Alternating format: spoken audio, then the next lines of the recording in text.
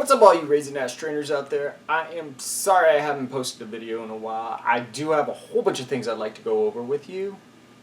Yeah, I do have a whole bunch of things. Mostly with like the Fates Collide stuff.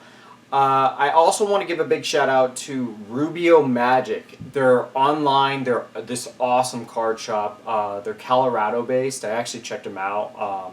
And I apologize. I wanted to tell you about them earlier. And honestly, I don't have like a ton of time, and that's what I was going to get to. So I just keep forgetting to talk about them in my shoots. So I totally want to talk about them. I want to tell you that they're great. Go out and check them. I buy them all the time on eBay. You can just type in Rubio Magic and find them. I'm going to have it up in a link over here.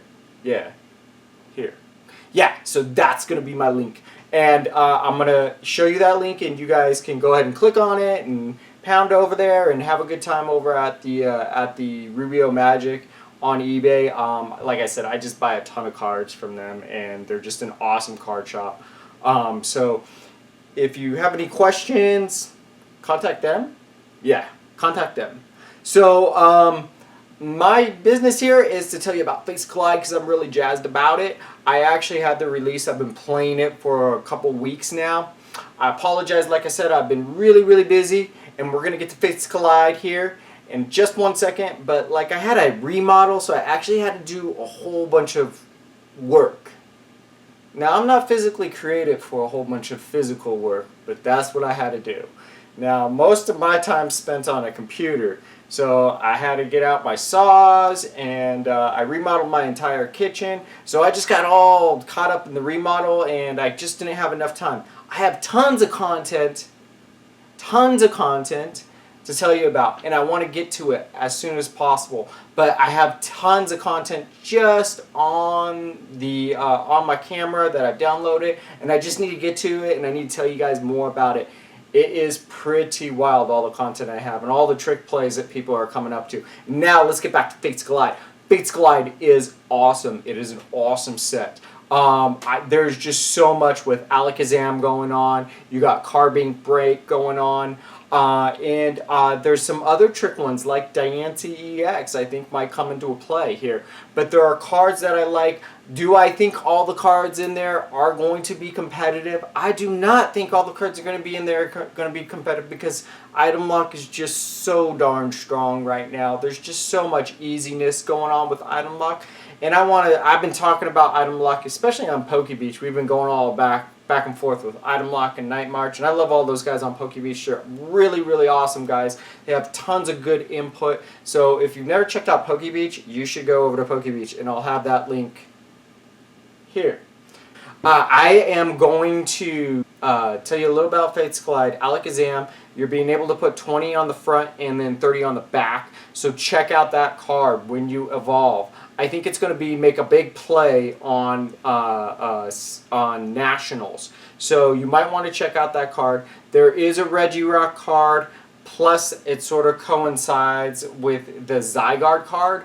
But I'm not too keen about them, and the really weak reason is because of the Vespiquen Vileplume deck. It's weak to Leaf, Grass Energy.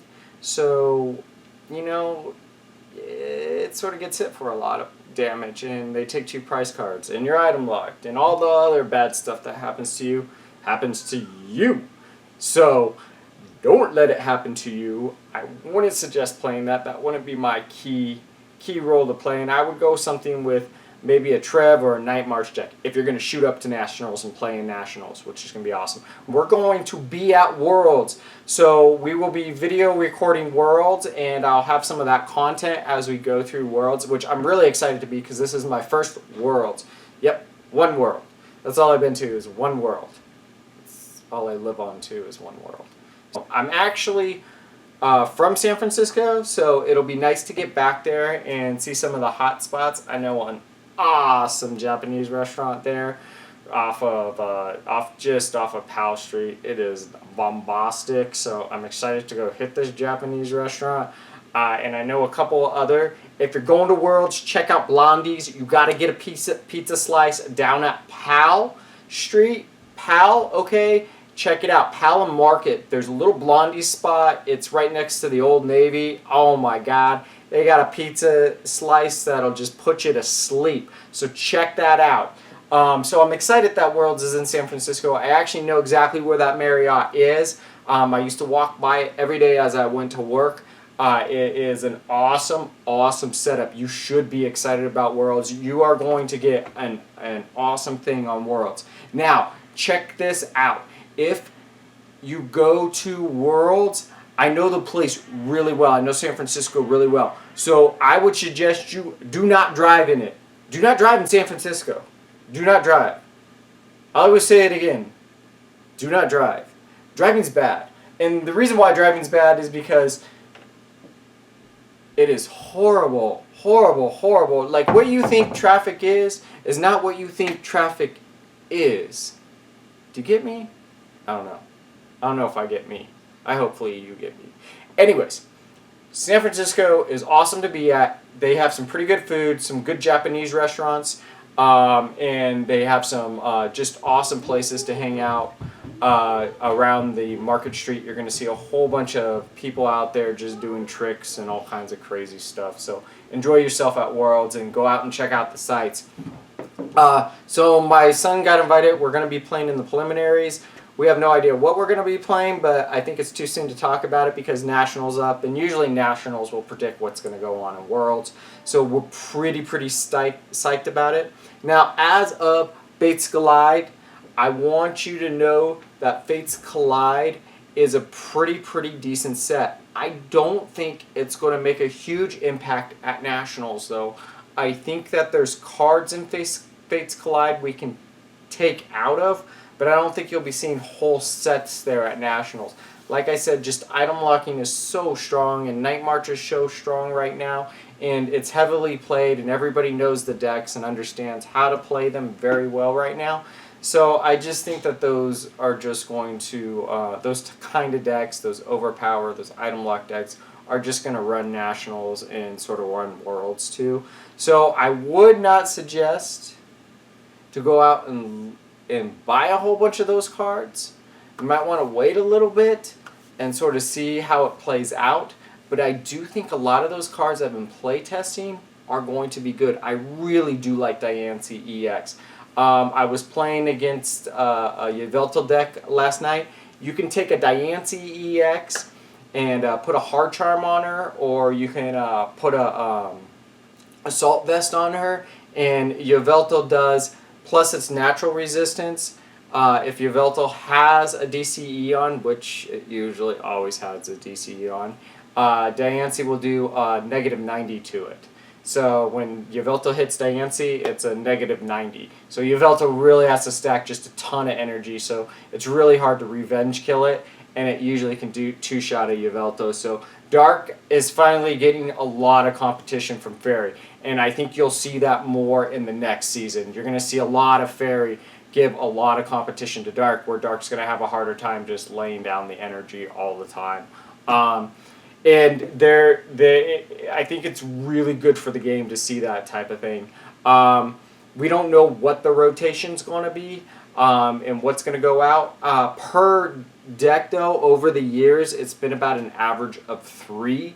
So you could figure XY, Furious Fists, and one more. I don't know off the top of my deck, but I'm sure you do. Down below, I can't remember what the next set is. Phantom Forces might go. I don't know if it's going to go or if it's going to not go, but I do know that there's a new card coming out. It's called Karen, and Karen is totally awesome. It shuffles all your Pokemon back into your deck, so you can basically, both you and your opponent have to shuffle all their Pokemon back into your deck, so it is going to limit some power to the Vespiquen, the Night March decks. But I did play in the time when Lysandre's Trump card was out, and I'll tell you what, there's a lot of people that will risk it for the biscuit and just go on and play it.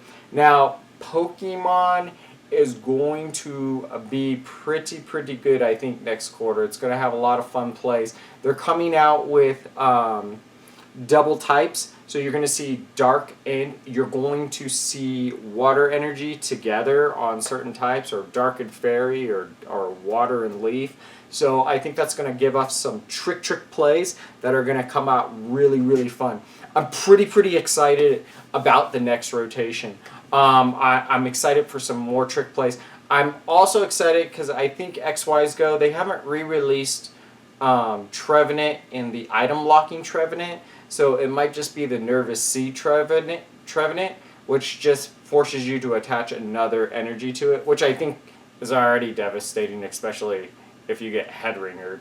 But if Trevenant item locking is going to be out, I think that we'll have a lot more fun plays that are going to go on. I know for me, I'm excited about not being item locked on my first turn, and I am excited about not being hit for 160 points of damage on my first turn. What's that about, Pokemon? Help a brother out! I definitely enjoy cards being rotated out. Now, whether or not that will happen, I don't know. But I think for Worlds and Nationals especially, I think we're going to see a lot of the same old in Standard. I think you're going to see a lot of the same old also being played online. So, you know, just be wary of it, that there's a lot out there. There's going to be a lot being played online. Like I said, I think Diancie is a cool card.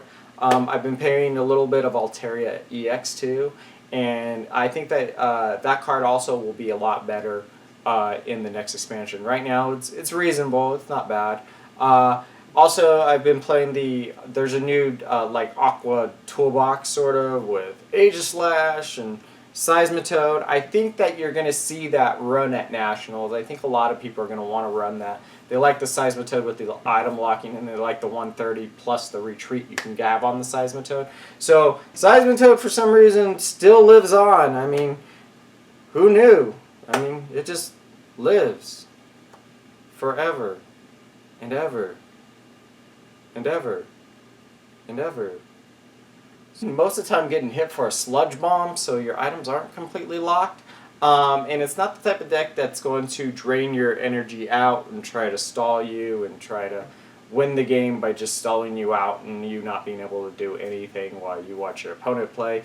It is the type of deck that you are going to, its crux sort of relies on Manphy. So it's that type of deck where you're going to see Manphy get laid out and you're going to be thinking, well, how do I Lysander Manphy out? Because I need to pull her up to the active and hit her for 120 points of damage exactly.